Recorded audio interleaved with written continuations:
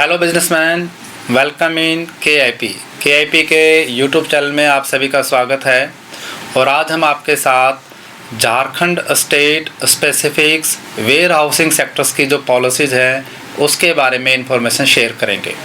Where housing sector में जैसे आप सभी को पता है, यदि आपके पास अच्छा लैंड पार्सल्स है तो आप एक लॉन्ग टर्म इन्वेस्टमेंट्स एवेन्यूज़ इसमें लाइनअप कर सकते हैं। एक long term fixed rental income को लाइन अप कर सकते हैं ताकि आपकी जो पैसिव इनकम्स हैं वो जनरेट हो सके। यदि आप भी वेयर हाउसिंग सेक्टर में अपना इन्वेस्टमेंट प्लान करना चाहते हैं तो भारत के किसी भी स्टेट से यदि आप बिलोंग करते हैं तो KIP से ज़रूर कनेक्ट कीजिएगा। KIP 2008 से as a warehousing sector consultant के नाते अपनी सेवाएं दे रही है।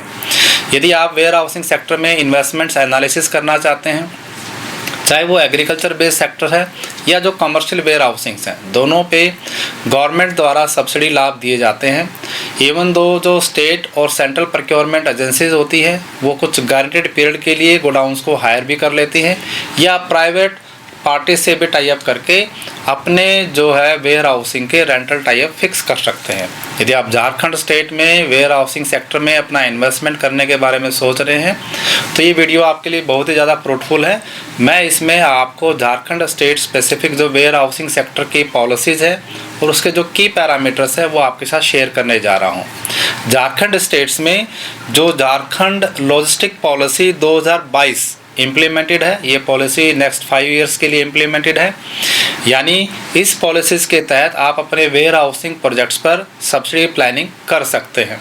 इसके लिए जो मिनिमम एलिजिबिलिटी नॉर्म्स हैं वो इस प्रकार से हैं कि आपकी जो स्टोरेज कैपेसिटी है वो कम से कम 25,000 मीट्रिक टन की होनी चाहिए या जो इन्वेस्टमेंट्स है वो कम से कम 50 करोड़ तक का होना चाहिए, जो प्रोजेक्ट का आपका इन्वेस्टमेंट्स है।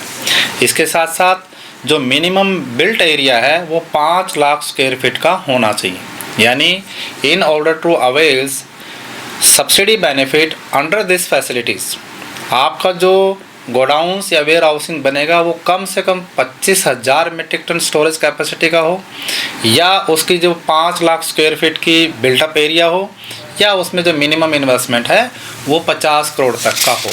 यदि आप ऐसा अलाइन कर पाते हैं तो भी आप इस पॉलिसीज़ में जो है बेनिफिट ले सकते हैं। इस पॉलिसी में जो बेनिफिट है वो सबसे जो बड़ा बेनिफिट है वो है कैपिटल सब्सिडीज़ का। जी हाँ, जो आपके प्रोजेक्ट में फिक्स कैपिटल एक्सपेंडिचर आपने इनकर किए उसके ऊपर आपको 25% तक का कैपिटल सब्सिडी का प्रोविज़न है, जो कि मैक्सिमम 5 करोड़ रुपए तक का हो सकता है।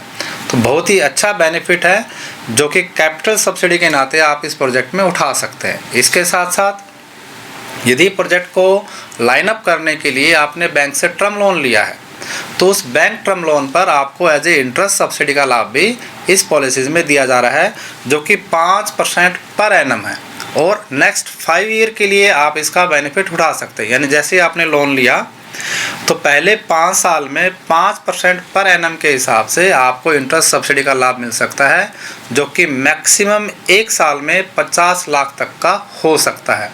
तो बहुत ही अच्छा इंटरेस्ट सब्सिडी बेनिफिट यहाँ लाइनअप है। इससे आपकी इंटरेस्ट कॉस्ट रिड्यूस हो जाती है। इसके साथ साथ यदि आपको प्रोजेक्ट को लाइनअप करने के लिए आपने लैंड की बाइंग की है तो जब आप लैंड बाइंग करते हैं उस पर जो स्टाम्प ड्यूटी आप पे करते हैं उसका 100% यहाँ पे रिम्बर्समेंट है, रिफंड्स है। स्टाम्प ड्यूटी के साथ साथ जो रजिस्ट्रेशन चार्जेस भी आपने दिए हैं उनका भी इसमें रिफंड का प्रोविजंस है। तो इससे आपकी लैंड कॉस्ट रिड्यूस हो जाती है, बहुत अच्छा बेनिफिट है। इसके साथ साथ यदि आप कोई भी क्वालिटी सर्टिफिकेशंस लाइन अप करते हैं अपने वेयर हाउसिंग प्रोजेक्ट में तो जितना क्वालिटी सर्टिफिकेशंस लाइन अप करने के लिए आपका जो एक्सपेंडिचर हुआ है उसका 50% तक का आपको इसमें रिम्बर्समेंट का ऑप्शन है, जो कि मैक्सिमम 10 लाख रुपए तक का हो सकता है। तो बहुत अच्छा बेनिफिट ये भी है।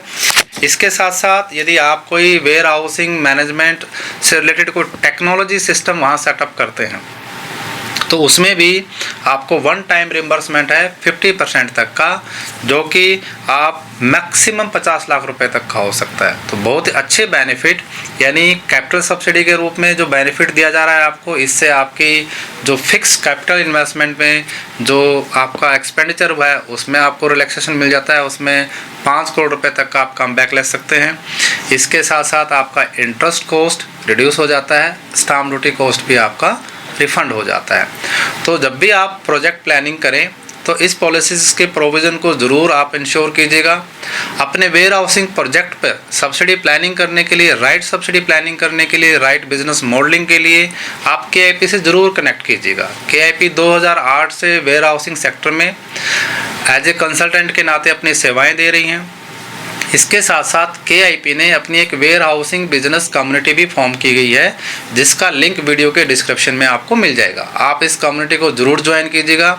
इस कम्युनिटी को ज्वाइन करने के बाद आपको वेयर हाउसिंग सेक्टर की जो बिज़नेस अपॉर्चुनिटीज़ हैं, जो टेंडर आते हैं, चाहे वो FCI के हैं, CWC के हैं, स्टेट वेयर हाउसिंग कॉरपोरेशंस के हैं, ये टेंडर अपडेट्स आपको मिलते हैं। इसके साथ साथ जो वेयर हाउसिंग सेक्टर के जो सब्सिडीज़ अपडेट्स आते हैं वो भी हम आपके साथ शेयर करते हैं।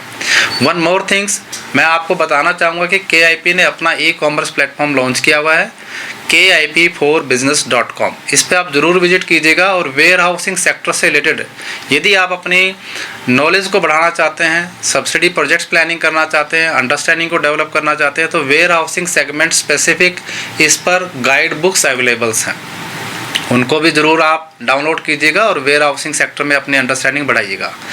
KIP के YouTube चैनल को ज़रूर सब्सक्राइब कीजिएगा, बेल आइकन को प्रेस कीजिएगा ताकि ऐसे रेगुलर वीडियोस हम आपके साथ शेयर कर पाएँ। Once again welcome in KIP for warehousing sector specific business opportunities and subsidy benefits. Thank you.